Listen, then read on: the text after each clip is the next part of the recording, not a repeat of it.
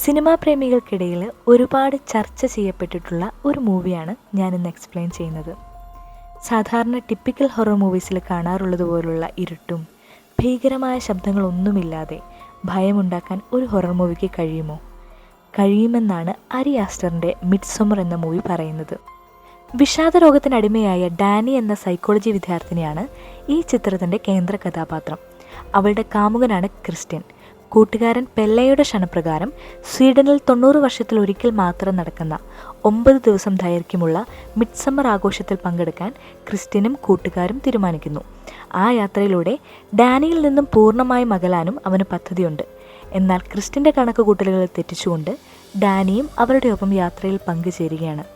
പെല്ലയുടെ ഗ്രാമത്തിലെത്തുന്ന അവരെ കാത്തിരിക്കുന്നത് വിചിത്രമായ അനുഭവങ്ങളാണ്. ആ യാത്ര അവരുടെ ജീവിതത്തെ എങ്ങനെ ബാധിക്കുന്നു എന്നുള്ളതാണ് ഈ സിനിമയുടെ സ്റ്റോറി. സിനിമ ആരംഭിക്കുന്നത് ഇങ്ങനൊരു പെയിൻറ്റിങ് കാണിച്ചിട്ടാണ്.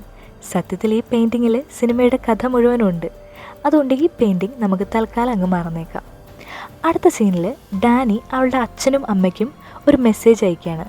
അവിടെ പ്രശ്നങ്ങളൊന്നും ഇല്ലല്ലോ അല്ലേ? ടെറി എനിക്കൊരു മെയിൽ അയച്ചിരുന്നു. വായിച്ചപ്പോൾ എന്തോ പന്തികേടുള്ള പോലെ തോന്നി. അവളാണ് എൻ്റെ മെയിലിന് മറുപടിയും തരുന്നില്ല. നിങ്ങൾ തമ്മിൽ എന്തോ വഴക്കിട്ടെന്നൊക്കെയാണ് പറയുന്നത്. പറ്റുമ്പോൾ ഒന്ന് തിരിച്ചു വിളിച്ചേക്കണം. ഈ ഡെറി എന്ന് പറയുന്നത് ഡാനിയുടെ സഹോദരിയാണ്. അടുത്ത സീനിൽ ഡെറിയുടെ ഒരു മെയിലാണ് കാണിക്കുന്നത്. പ്രിയപ്പെട്ട ഡാനി, ഇനി എന്നെ കൊണ്ട് പറ്റത്തില്ല. എല്ലാം ഒരു ഡാർക്കായതുപോലെ. അച്ഛനും അമ്മയും എൻ്റെ ഒപ്പം വരുന്നുണ്ട്. ഇത് കണ്ട് ടെൻഷൻ അടിച്ച ഡാനി അവളുടെ കാമുകനായ ക്രിസ്റ്റ്യനെ വിളിക്കുന്നുണ്ട്. ആകെപ്പാടെ വല്ലാത്തൊരവസ്ഥയിലിരിക്കുന്ന ഡാനിക്ക് കുറച്ച് മെൻ്റൽ സപ്പോർട്ട് മാത്രമാണ് ആവശ്യം. പക്ഷേ വലിയ താല്പര്യമില്ലാത്ത പോലെയാണ് ക്രിസ്റ്റ്യൻ റെസ്പോണ്ട് ചെയ്യുന്നത്. അവൾ ചുമ്മാ നിന്നെ പേടിപ്പിക്കാൻ അയക്കുന്നതായിരിക്കും ഇങ്ങനെയൊക്കെ. നീ ഇതൊന്നും മൈൻഡ് ചെയ്യേണ്ട കാര്യമില്ലെന്ന് ഒരു ലാഘവത്തോടെ അവനങ്ങ് പറഞ്ഞിട്ട് ഫോൺ വെക്കുന്നു. തൻ്റെ ഇമോഷണൽ സ്റ്റെബിലിറ്റി ഇല്ലായ്മ, തൻ്റെ ഫാമിലി പ്രശ്നങ്ങൾ, ഇതൊക്കെ അവനൊരു ഭാരമാകുമോ എന്നുള്ളൊരു പേടി ഡാനിക്കുണ്ട്. ആ പേടി അവളുടെ കൂട്ടുകാരുടെ അടുത്ത് ഷെയർ ചെയ്യുമ്പം കൂട്ടുകാർ പറയുന്നുണ്ട്, പ്രശ്നങ്ങളൊക്കെ ഷെയർ ചെയ്യാനും കൂടിയല്ലേ ഒരു പങ്കാളി വേണ്ടതെന്ന്. അപ്പോൾ ഡാനിക്കൊരു അൺനോൺ കോൾ വരുന്നതായിട്ട് കാണിക്കുന്നുണ്ട്. അടുത്ത സീനിൽ ക്രിസ്റ്റ്യൻ്റെ കൂട്ടുകാർ അവനെ ഉപദേശിക്കുന്നതാണ് കാണിക്കുന്നത്. എൻ്റെ പൊന്നളിയ, നിനക്ക് അവളെ കളഞ്ഞിട്ട് പൊക്കൂടെ? ദിവസവും 100 പ്രശ്നങ്ങളായിട്ട് വരാത്ത സെക്സൊക്കെ ഇഷ്ടപ്പെടുന്ന ഒരു പെണ്ണിനെ നിനക്ക് പ്രേമിച്ചൂടെ? ഇവന്മാരിങ്ങനെ ഓരോ കൊണയടിച്ചുകൊണ്ടിരിക്കുമ്പം ഡാനിയുടെ കോള് വീണ്ടും വരുന്നുണ്ട്. ആ കോളിൽ ഡാനിയുടെ അല്ലാറിക്കരച്ചിലാണ് കേൾക്കുന്നത്. അടുത്ത സീനിൽ മരിച്ചു കിടക്കുന്ന ഡാനിയുടെ അച്ഛനെയും അമ്മയെയും സഹോദരിയുമാണ് കാണിക്കുന്നത്. സംഭവം എന്താണെന്ന് വെച്ചാൽ ഡാനിയുടെ സഹോദരി ടെറി ഒരു ബൈപ്പോളാറാണ്. എന്തോ കാരണത്താൽ ടെറി സ്വന്തം അച്ഛനെയും അമ്മയും കൊന്നിട്ട് സൂയിസൈഡ് ചെയ്യുന്നു. ക്രിസ്റ്റ്യന് ഡാനിയുമായിട്ട് ബ്രേക്കപ്പ് ആവണമെന്നുണ്ട്. ചിലപ്പം ഡാനിയുടെ കുടുംബത്തിലെ പ്രശ്നങ്ങളൊക്കെ കാരണമായിരിക്കാം. പക്ഷെ നിലവിലെ ഡാനിയുടെ അവസ്ഥ കണ്ടിട്ട് അതങ്ങോട്ട് പറയാനും പറ്റുന്നില്ല. അടുത്ത സീനിൽ നിവൃത്തിയില്ലാതെ ക്രിസ്റ്റ്യൻ ഡാനിയെ ആശ്വസിപ്പിക്കുന്നതാണ് കാണിക്കുന്നത്. എന്താ അല്ലേ, വളരെ എളുപ്പത്തിൽ 100 പ്രശ്നങ്ങളായിട്ട് വരുന്നവരെന്നൊക്കെ പറയാം. പക്ഷെ ഇതുപോലത്തെ സാഹചര്യങ്ങളൊക്കെ വന്നു കഴിഞ്ഞാൽ ഒരു മനുഷ്യൻ എങ്ങനെ പെരുമാറാനാണ്? ചായാൻ ഒരു തോളിലേ നോക്കത്തുള്ളൂ. അന്ന് രാത്രി ഡാനി കരഞ്ഞ് തളർന്നുറങ്ങി. അടുത്ത ദിവസം ക്രിസ്റ്റ്യൻ ഒരു പാർട്ടിക്ക് പോകാൻ വേണ്ടി തയ്യാറെടുക്കുകയാണ്. അപ്പോൾ തൻ്റെ അവസ്ഥകളൊക്കെ അവൻ്റെ മൂഡിനെയും കൂടെ നശിപ്പിക്കണ്ടല്ലോ എന്ന് കരുതിയിട്ട് അവളും കൂടെ അവൻ്റെ കൂടെ വരാമെന്ന് പറയുന്നു. പാർട്ടിക്കിടയിൽ ക്രിസ്റ്റ്യനും കൂട്ടുകാരും ഒത്തുള്ള സംഭാഷണത്തിൽ ഡാനിക്ക് മനസ്സിലാവുന്നുണ്ട് ക്രിസ്റ്റ്യൻ ഓൾറെഡി പെല്ലയുടെ ഗ്രാമത്തിലെ ഒരു ഫെസ്റ്റിവലിന് പോകാൻ വേണ്ടിയിട്ട് ടിക്കറ്റ് വരെ ബുക്ക് ചെയ്ത് വെച്ചിട്ടുണ്ടെന്ന്. അത് തന്നോടൊന്ന് സൂചിപ്പിച്ചതുപോലും ഇല്ലല്ലോ എന്ന് ഓർത്തിട്ട് അവൾക്ക് വല്ലാത്ത വിഷമവും ആവുന്നുണ്ട്. തുടർന്ന് അവർക്കിടയിൽ ഒരു ചെറിയ കശപശയും ഉണ്ടാവുന്നുണ്ട്. ആ വഴക്കിനൊടുവിൽ തെറ്റൊന്നും ചെയ്യാതെ തന്നെ സ്വന്തമായിട്ട് കുറ്റം ഏറ്റെടുക്കുന്ന ഒരു ഡാനിയെ നമുക്ക് കാണാൻ സാധിക്കും. അത്രയും ഇമോഷണലി ഡിപ്പെൻഡ് ചെയ്യുന്നുണ്ട് അവനെ.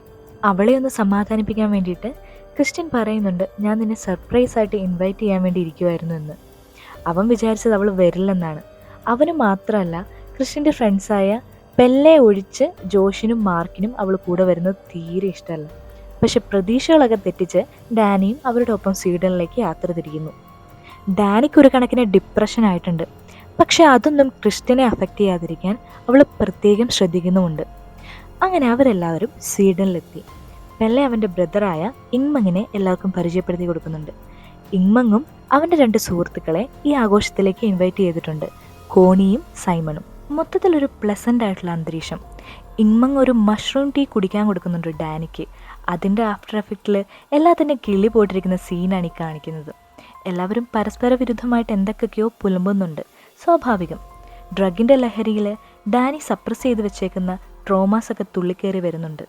ഒരു 6 മണിക്കൂർ കിടന്നുറങ്ങിയ ശേഷം എല്ലാവരും പെല്ലയുടെ ഗ്രാമത്തിലെത്തുന്നു. അന്നാട്ടിലൊരു പ്രത്യേകതയുണ്ട്.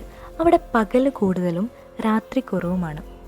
മൊത്തത്തിൽ വിചിത്രമായിട്ടുള്ളൊരു അന്തരീക്ഷമാണെങ്കിലും നല്ല ഭംഗിയുണ്ട് കാണാൻ. ഫുൾ തടി കൊണ്ടുള്ള നിർമ്മിതികൾ. ഗ്രാമവാസികളെല്ലാവരും ഒരുപാട് സന്തോഷത്തോടെ അതിഥികളെ വെൽക്കം ചെയ്യുന്നു, പരിചയപ്പെടുന്നു. അതിനിടയ്ക്ക് മായ എന്ന് പറഞ്ഞൊരു പെണ്ണ് ക്രിസ്റ്റിനോട് അടുക്കാൻ ശ്രമിക്കുന്നതായിട്ട് കാണിക്കുന്നുണ്ട്. ഡാനി അത് ശ്രദ്ധിക്കുന്നുമുണ്ട്. അടുത്ത ദിവസമാണ് ഒഫീഷ്യലി ആഘോഷം ആരംഭിക്കുന്നതെന്ന് അവിടെ ഉള്ളൊരു പ്രധാനിയായിട്ടുള്ള വൃദ്ധൻ എല്ലാവരെയും അറിയിക്കുന്നുണ്ട്. പെല്ലയും ഇങ്മങ്ങും ഫ്രണ്ട്സിനെയൊക്കെ ഗ്രാമം ചുറ്റിക്കാണിക്കുന്നതിനിടയ്ക്ക് ദൂരെയായിട്ടൊരു മഞ്ഞ കെട്ടിടം കാണുമ്പം അതെന്താണെന്ന് ക്രിസ്ത്യൻ ചോദിക്കുന്നുണ്ട്. അതവിടുത്തെ ഒരു വിശിഷ്ട ക്ഷേത്രമാണെന്നും എല്ലാവർക്കും അങ്ങോട്ട് പ്രവേശനമില്ലെന്നും പെല്ലെ പറയുന്നു. അതുപോലെ കൂട്ടിലിട്ട ഒരു കരടിയെ കാണുമ്പം അതവിടുത്തെ ഫെസ്റ്റിവലിലെ ഒരു പ്രധാനപ്പെട്ട റിച്വലിന് വേണ്ടിയാണെന്നും പറയുന്നു. അന്ന് ഡാനിയുടെ ബർത്ത്ഡേ ആണ്. ക്രിസ്ത്യനാണെങ്കിൽ അത് പാടെ മറന്നുപോയിട്ടുമുണ്ട്. അതിൻ്റെ ഇടയ്ക്ക് പെല്ലെ ഡാനിയുടെ ഒരു ഡ്രോയിങ് ഗിഫ്റ്റായിട്ട് കൊടുക്കുന്നു. അത് കാണുമ്പം ഡാനിക്ക് ഒരുപാട് സന്തോഷമാവുന്നുണ്ട്, കൂടെ കുറച്ച് വിഷമവും. ക്രിസ്ത്യൻ്റെ ബർത്ത്ഡേ മറന്നുപോയിട്ടുണ്ട്, സാരില്ല, ഞാനവനെ റിമൈൻഡ് ചെയ്യിപ്പിക്കാത്തതുകൊണ്ടാണെന്ന് ഡാനി പെല്ലയോട് പറയുന്നു. അതിനുശേഷം കിടക്കാനുള്ള സ്ഥലം പെല്ലെ കാണിച്ചു കൊടുക്കുന്നു. എല്ലാവരും ഇവിടെയാണോ കിടക്കുന്നതെന്ന് ചോദിക്കുമ്പം പെല്ലെ പറയുന്നുണ്ട്, എല്ലാ ഇളയവരും 36 തികയുന്നത് വരെ ഇവിടെയാണ് കിടക്കുക. അതിനുശേഷം ഞങ്ങൾ തൊഴിലാളികളുടെ ഭവനത്തിലേക്ക് മാറും. എന്തായി 36ൻ്റെ കണക്കെന്ന് ചോദിക്കുമ്പം പെല്ലെ പറയുന്നു, ജീവിതത്തെ ഓരോ കാലാവസ്ഥകളായാണ് ഞങ്ങൾ കണക്കാക്കുന്നത്. 18 തികയുന്നത് വരെ കുട്ടികളാണ്, അതായത് വസന്തം. പിന്നീട് ഒരു കാലഘട്ടത്തിൽ ഞങ്ങൾ തീർത്ഥാടനത്തിന് പോകും. 18നും 36നും ഇടയിലാണ് അത് സംഭവിക്കുക, അതായത് വേനൽ. 36നും 54നും ഇടയിലാണ് ജോലി എടുക്കാനുള്ള സമയം. ആ കാലമാണ് ശിശിരം. 54നും 72നും ഇടയിൽ ഞങ്ങൾ വഴികാട്ടിയാകുന്നു. 72ന് ശേഷം എന്ത് സംഭവിക്കുമെന്ന് ഡാനി ചോദിച്ചപ്പോൾ പെല്ലെ ഒരു ചിരി ചിരിച്ചങ്ങ് പോകുന്നു. അതിൻ്റെ ഇടയ്ക്ക് ഡാനിയുടെ ബർത്ത്ഡേ മറന്നുപോയ കാര്യം പെല്ലെ ക്രിസ്റ്റിനെ ഓർമ്മിപ്പിക്കുന്നുണ്ട്. പെട്ടെന്നൊരു ബണ്ണും മെഴുകുതിരിയൊക്കെ സെറ്റ് ചെയ്തിട്ട് അവൻ അതങ്ങ് അഡ്ജസ്റ്റ് ചെയ്തു.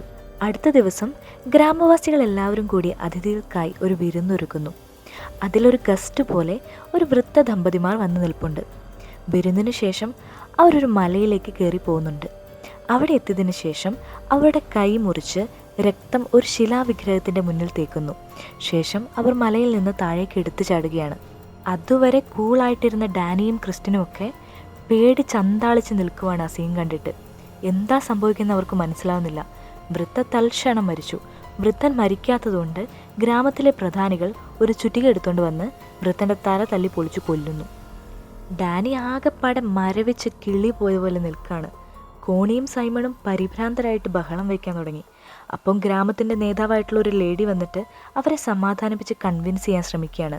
ഇപ്പോൾ മലമുകളിൽ നിന്ന് ചാടിയവർ തങ്ങളുടെ ഹൊർഗ ലൈഫ് സൈക്കിൾ പൂർത്തിയാക്കിയവരാണ്. ഹൊർഗ എന്ന് വെച്ചിട്ടുണ്ടെങ്കിൽ ആ കമ്മ്യൂണിറ്റിയുടെ പേരാണ് കേട്ടോ. വാർദ്ധക്യത്തിലെ അവശതകളും വേദനകളും അപമാനങ്ങളും പേറി മരിക്കുന്നതിന് പകരം ഞങ്ങൾ ഈ ജീവിതത്തെ അർത്ഥപൂർണമായ ഒരു പ്രവൃത്തിയായി കാണുന്നു. അവർ സന്തോഷത്തോടെയാണ് മരിച്ചത്. അതുപോലെ എൻ്റെ അവസരം വരുമ്പം ഞാനും ആനന്ദത്തോടെ മരിക്കുമെന്ന് ആ സ്ത്രീ പറയുന്നു. 72 വയസ്സ് കഴിഞ്ഞാൽ ഇനി എന്താണെന്ന് ഡാനി ചോദിച്ചപ്പം പെല്ലെ ചിരിച്ചതിൻ്റെ അർത്ഥം ഇപ്പം മനസ്സിലായില്ലേ? എന്തായാലും ഇതൊക്കെ കേട്ടിട്ട് കോണിയും സൈമണും ഇവർക്ക് മുഴുവൻ ഭ്രാന്താണെന്ന് പറഞ്ഞിട്ട് ഫ്രസ്ട്രേറ്റഡ് ആയിട്ട് അവിടുന്ന് പോകുന്നു. ഡാനിയുടെ അവസ്ഥ നോക്കണേ, ട്രോമയുടെ മേൽ വീണ്ടും വീണ്ടും ട്രോമ. ഒരുപാട് കരഞ്ഞ ഡാനി അവിടെ നിന്ന് പോകാമെന്ന് വിചാരിക്കുന്നു. ബാഗ് പാക്ക് ചെയ്തുകൊണ്ടിരിക്കുമ്പം പെല്ലെ വന്നിട്ട് അവളെ സമാധാനിപ്പിക്കുന്നു. ഇവിടെ ഉള്ളവരൊക്കെ ഒരു കുടുംബം പോലെയാണ്, പരസ്പരം ഭയങ്കര സ്നേഹമാണ്. ക്രിസ്ത്യൻ എന്നേരം നിനക്ക് താങ്ങായി നിന്നിട്ടുണ്ടോ? അവനാണ് നിൻ്റെ കുടുംബമെന്ന് തോന്നിയിട്ടുണ്ടോ? ഇങ്ങനെയൊക്കെ കേട്ടപ്പം ഡാനി കൺവിൻസ്ഡായി. ക്രിസ്ത്യനും ജോഷിനും ഈ വില്ലേജും ഇതിൻ്റെ ആഘോഷങ്ങളൊക്കെ അവരുടെ തീസിസിൻ്റെ വിഷയമായിട്ട് എടുക്കണമെന്ന് ആഗ്രഹമുണ്ട്. ഇതിൻ്റെ പേരിൽ ഇവർ തമ്മിൽ നല്ലൊരു വാക്കുതർക്കവും നടക്കുന്നുണ്ട്. അടുത്ത സീനിൽ മായ എന്നൊരു പെൺകുട്ടി ക്രിസ്ത്യൻ്റെ കട്ടിലിൻ്റെ അടിയിൽ എന്തോ വെക്കുന്നതായിട്ട് കാണിക്കുന്നുണ്ട്. ജോഷ് അത് കാണുന്നുണ്ട്. ജോഷ് ഈ സാധനം എടുത്തിട്ട് പെല്ലയോട് ചോദിക്കുന്നത് എന്താണെന്ന്. പെല്ലെ പറയുന്നു പ്രണയമന്ത്രം കാസ്റ്റ് ചെയ്തിട്ടുള്ള ഒരു അക്ഷരമാണത്. ക്രിസ്ത്യനോട് പെല്ലെ ഈ വിവരം പറയുന്നുമുണ്ട്. എൻ്റെ അനിയത്തി മായയ്ക്ക് നിന്നെ ഭയങ്കര ഇഷ്ടമാണെന്ന് തോന്നുന്നു. 15 വയസ്സാകുമ്പം അവൾക്ക് ലൈംഗിക ബന്ധത്തിൽ ഏർപ്പെടാനുള്ള സമ്മതമുണ്ട്. ക്രിസ്ത്യൻ അതത്ര കാര്യമായിട്ട് എടുക്കുന്നില്ല. അതിൻ്റെ ഇടയ്ക്ക് മാർക്ക് പോയിട്ട് അവിടെയുള്ളൊരു വൃക്ഷത്തിൽ മൂത്രം ഒഴിക്കുന്നുണ്ട്. അത് കണ്ട പ്രായമുള്ളവർ അവനെ നല്ല ചീത്ത വിളിക്കുന്നുണ്ട്. അപ്പം പെല്ലെ അവന് പറഞ്ഞു കൊടുക്കുന്നു, മരിച്ചു പോയിട്ടുള്ള എല്ലാ മനുഷ്യന്മാരെയും ആവാഹിച്ച വൃക്ഷമാണിത്, അവരുടെ വിശുദ്ധ വൃക്ഷം.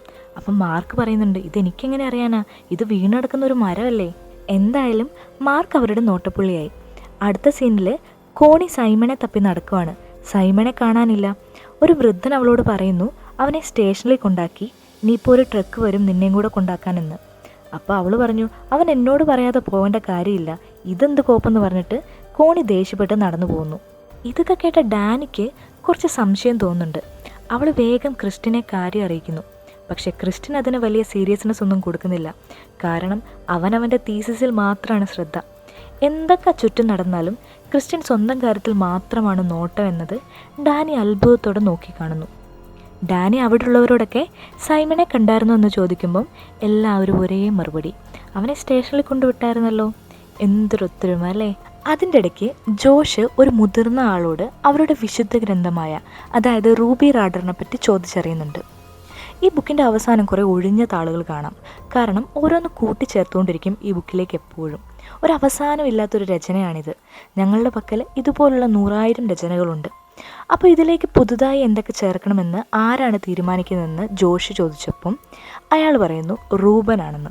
ആ വൈകല്യം പിടിച്ച കൊച്ചാണോ എന്ന് അത്ഭുതത്തോടെ ജോഷി ചോദിക്കുമ്പം അയാൾ പറയുന്നു അവൻ ഓരോന്ന് വരയ്ക്കും, ഞങ്ങൾ മുതിർന്നവർ അത് വ്യാഖ്യാനിച്ചിട്ട് ഈ ബുക്കിലേക്ക് കൂട്ടിച്ചേർക്കുമെന്ന്.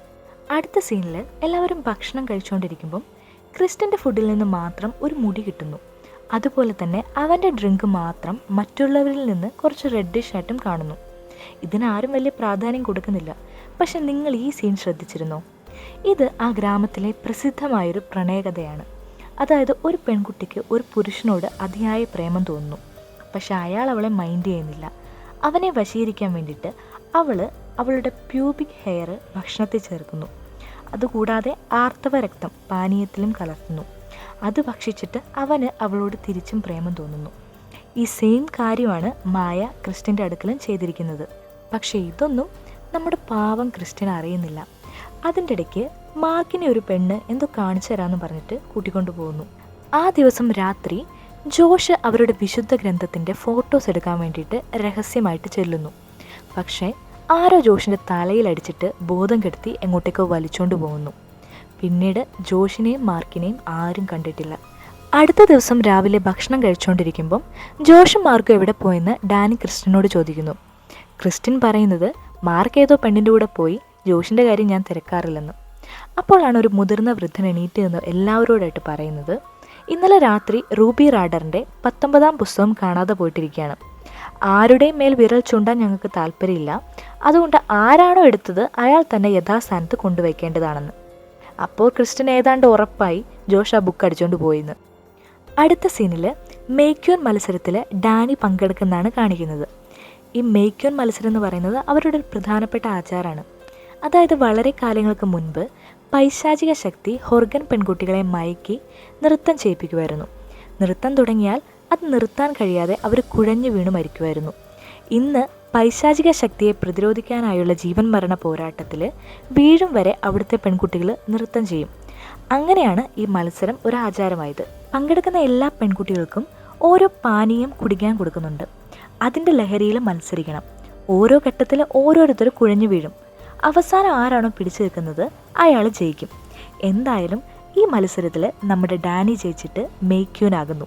ഈ നൃത്തത്തിൻ്റെ ഇടയ്ക്ക് അവിടുത്തെ മേധാവിയായിട്ടുള്ളൊരു സ്ത്രീ ക്രിസ്റ്റിനോട് ചോദിക്കുന്നുണ്ട്, നിനക്ക് മായമായിട്ട് ലൈംഗിക ബന്ധത്തിൽ ഏർപ്പെടാൻ താല്പര്യമുണ്ടോ? അതിനുള്ള അനുമതി നിനക്ക് ലഭിച്ചു കഴിഞ്ഞിരിക്കുന്നു. നിങ്ങളുടെ ഗ്രഹനില തമ്മിൽ നന്നായിട്ട് ചേരുന്നുണ്ടെന്നൊക്കെ.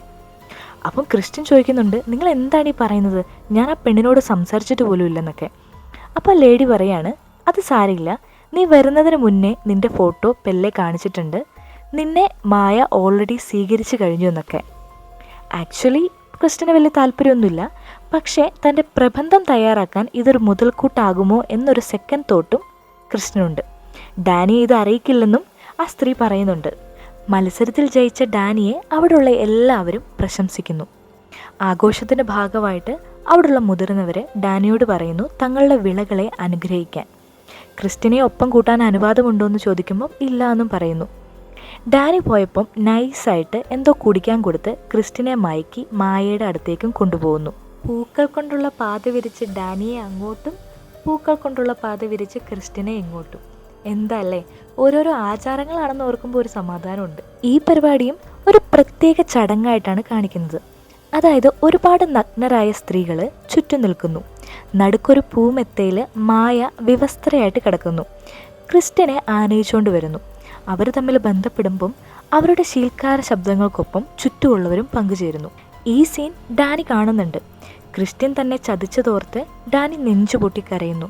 ഡാനി കരയുമ്പം ബാക്കിയുള്ള പെൺകുട്ടികൾ അവളെ കെട്ടിപ്പിടിച്ച് അവൾക്കൊപ്പം കരയുന്നു. ഈ വിചിത്രമായ കാര്യങ്ങളൊക്കെ കണ്ട് ബോധം വന്ന ക്രിസ്ത്യൻ പുറത്തേക്ക് നഗ്നനായി ഇറങ്ങി ഓടി. ഓടുന്ന വഴി ഒരു കാല് മാത്രം മണ്ണിൽ കുഴിച്ചിട്ട നിലയിൽ കാണുന്നുണ്ട്. അത് ജോഷിൻ്റെ കാലാണെന്ന് നമുക്ക് മനസ്സിലാകും. അവൻ വീണ്ടും പേടിച്ച് ഒരു ഷെഡിലേക്ക് കയറി നോക്കുമ്പോൾ കാണുന്നത് കെട്ടിത്തൂക്കിയിട്ടേക്കുന്ന സൈമൻ്റെ ശവശരീരമാണ്. പോരാത്തതിന് കണ്ണിൽ പൂക്കളൊക്കെ കുത്തി മൃതദേഹം നല്ല അസലായിട്ട് അലങ്കരിച്ചും വെച്ചിട്ടുണ്ട്. ഇത് കണ്ട് കിളി പോയ ക്രിസ്റ്റിൻ്റെ മുഖത്തേക്ക് ഒരു വൃദ്ധൻ എന്തോ വിതറി. അങ്ങനെ ക്രിസ്റ്റിൻ്റെ ബോധം പോയി. അടുത്തത് ക്ലൈമാക്സ് സീനാണ്. ക്രിസ്ത്യൻ കണ്ണു തുറക്കുമ്പോൾ പ്രസന്നവതിയായ ഒരു സ്ത്രീ പുഞ്ചിരിച്ചുകൊണ്ട് പറയുന്നു, ക്രിസ്ത്യൻ, നിങ്ങൾക്ക് സംസാരിക്കാനോ അനങ്ങാനോ കഴിയില്ല.